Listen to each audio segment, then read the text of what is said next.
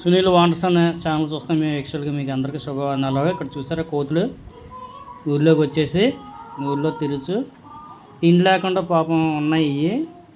ఒక రైతు గడ్డి తెచ్చాడు. అదేంటంటే మొక్కజొన్న తోటలో ఉండి తెచ్చిన తర్వాత అవి చూడండి మొక్కజొన్న పొత్తులను తీసుకుని తింటున్నాయి. ఆ యజమాని కూడా మంచోడు కాబట్టి ఇంకా కోతులు ఏం చేసినా పాడు చేసినా అతను లెక్క చేయడు. అతని కోతులను ఏమంట చూడండి అవి ఎలా తీసుకుని తింటున్నాయో.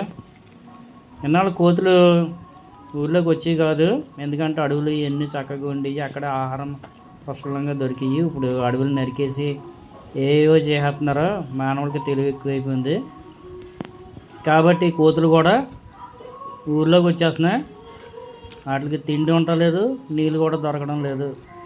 అందుకొచ్చి ఇళ్ళ మీద పడిపోయి అవి దొరికినవన్నీ తినేస్తున్నాయి ఆకలి బాధకి తట్టుకోలేక. చూడండి దేవుడు వాటికి ఆహారం దయచేశాడు. అవి చుట్టూ చక్కగా తింటున్నాయి. ఒక రైతు దయ వల్ల అవి చూడండి ఎలా తింటున్నాయో. మనం కూడా కోతులను ప్రేమించాలి, జంతువులన్నింటినీ ప్రేమించాలి.